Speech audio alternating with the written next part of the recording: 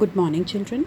Today we have to start a new chapter, that is chapter number 3, squares and square roots. So, this is a new topic for you. Hope you all understand the chapter number 2, that is exponents. So, squares and square roots is basically the expansion of that also. So, what is square? If a number is multiplied by itself, the product obtained is called the square of that number. Like if we multiply the number by itself, like if we multiply 2 by 2 or we multiply 3 by 3. So here if we see, we multiply 3 by 3 and we can write it as 3 square.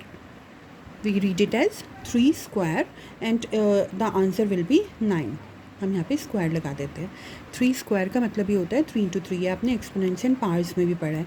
Similarly 4/5 into 4/5, you have to do the square of that, that is 4/5 whole square. We read it as 4/5 whole square because this is the square for 4 and 5 both. So the square of 4 is 16 and the square of 5 is 25. So it becomes 16/25. Now, what are perfect squares? The numbers 1, 4, 9, 16, 25, 36. They are the squares of natural numbers like 1, 2, 3, 4, 5, 6. We know that 1 square is 1, 2 square is 4, 2 into 2 is equal to 4, 3 into 3 is 9, that is 3 square is 9, 4 4s are 16, so 5 5s are 25 and 6 6 are 36. So 1, 4, 9, 16, 25, 36 are known as perfect squares because these are the square of natural numbers. Now, there are some properties which you have to study before the starting of our exercise, which is for the squares and square roots. So that for that property you all have to open your book. So children, as you see, you have to open the page number 38 in your book. The table of square is given to you. That is, this table contains the squares of numbers 1 to 100.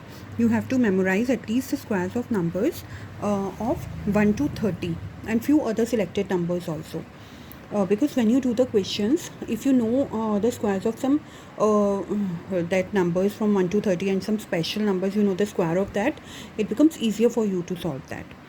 So as you see here, 10 square is 100, 12 square is 144, 17 square is 289. So these basic squares you have to learn. Now come to the next, that is properties of square number. So children, first property we will discuss now. A number having 2, 3, 7 or 8 at the units place is never a perfect square. That is an important property. आपको एक number को देखने से ही पता चल जाएगा. आपको उसमें हमें कोई भी नंबर को स्क्वायर नंबर बनाने के लिए या फिर कोई अगर हमें स्क्वायर नंबर गिवन है, हमें ये बताने के लिए कि ये किसका स्क्वायर है, we have to do the prime factorization. But हम उसकी यूनिट डिजिट को देख के भी डायरेक्ट पता लगा सकते हैं कि weather it is a perfect square or not.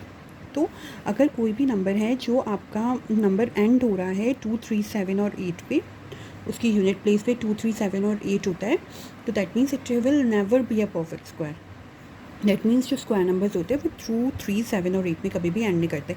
आप यहाँ पे देख लेंगे, आपको यहाँ पे इतने सारे स्क्वायर नंबर्स दिए हैं. आप देखेंगे कोई भी नंबर हमारा 2 पे एंड नहीं हो रहा है, कोई नंबर हमारा 7 पे एंड नहीं हो रहा है, 3 पे एंड नहीं हो रहा है कोई, या फिर कोई 8 पे एंड नहीं हो रहा है. दैट मीन्स जो भी हमारे स्क्वायर नंबर्स होते हैं वो 2, 3, 7 और 8 पे एंड नहीं होते हैं. Now what is the next property? Property number 2, the number of zeros at the end of perfect square is always even. That is an important property कि आपके जो perfect square होता है उस पर जो zeros लगे होते हैं लास्ट में, वो जो zeros होते हैं वो हमेशा even होने चाहिए. Like अगर आप देखेंगे, आप 10 का स्क्वायर करते हैं तो 10 का स्क्वायर होगा 10 into 10, that is 100. तो यहाँ पे आप देखेंगे कि ये जो zeros हैं ये even है, 2 हैं. तो अगर आप देखेंगे 1000 तो आपका किसी का स्क्वायर नहीं होगा क्योंकि यहाँ पे जो नंबर ऑफ़ ज़ीरोज़ हैं वो ऑड हैं. तो नंबर ऑफ़ ज़ीरोज़ भी जो होते हैं हमारे, वो हमारे इवन होने चाहिए. Only then it is a perfect square. So by simply looking the number we came to know that whether it is a perfect square or not. By knowing the number of zeros, by knowing the units place, you can decide that whether a given number is a perfect square or not.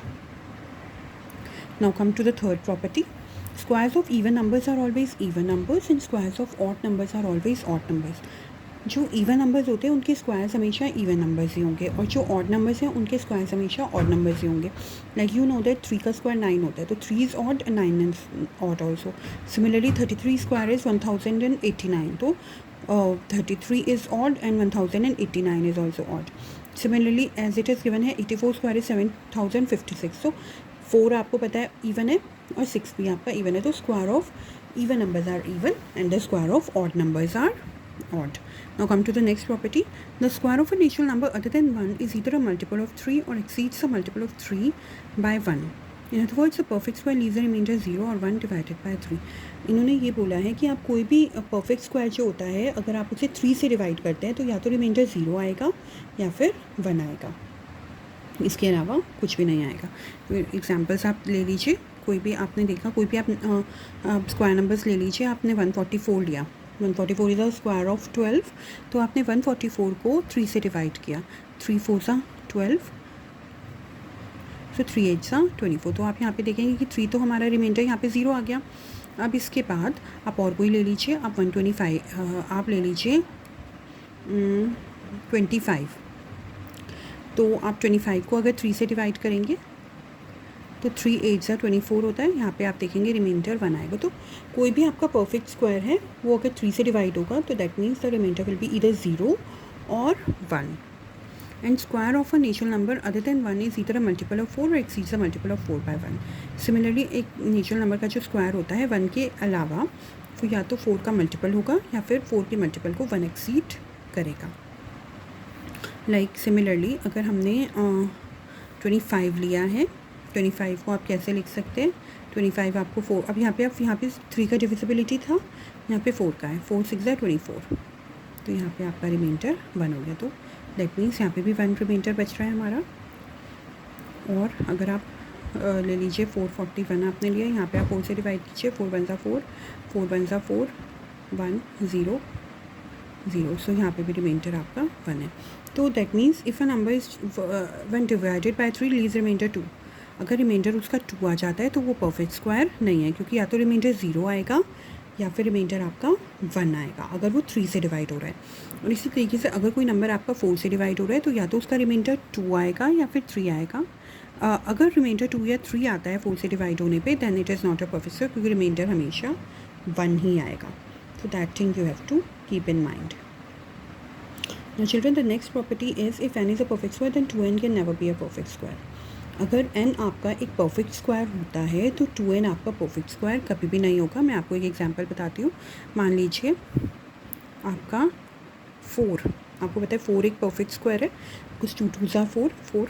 तो आप देखेंगे 2 into 4, 2n हमने बताना है. अगर n आपका 4 के equal है तो 2n हो जाएगा 2 4 सा 8. आप देखेंगे 8 is not a perfect square.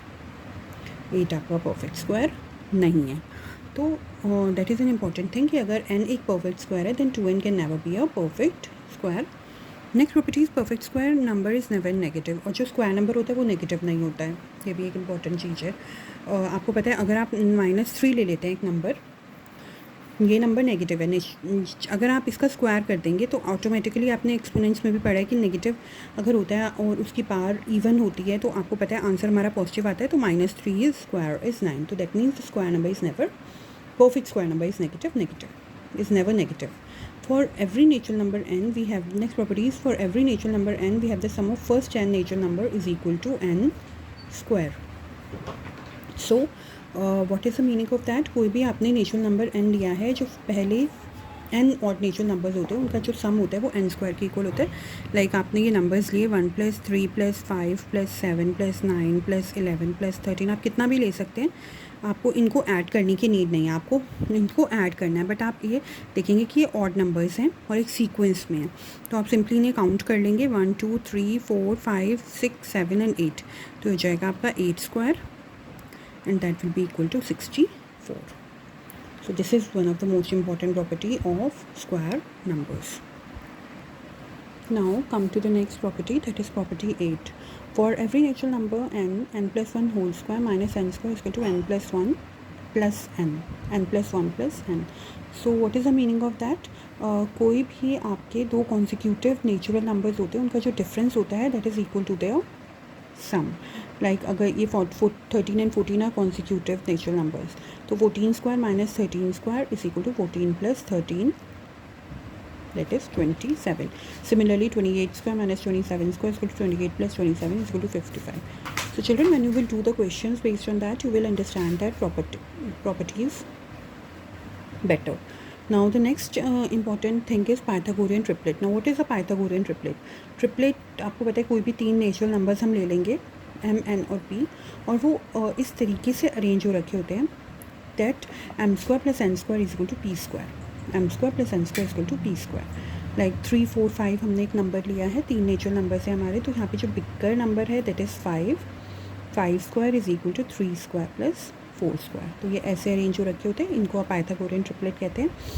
Left hand side is equal to right hand side अगर आपका हो जाता है that means it is a Pythagorean triplet. 5 square is 25 is equal to 9 plus 16, 9 plus 16 is 25. Hence it is a Pythagorean triplet. और अगर ये equal नहीं आते that means they are not a Pythagorean triplet.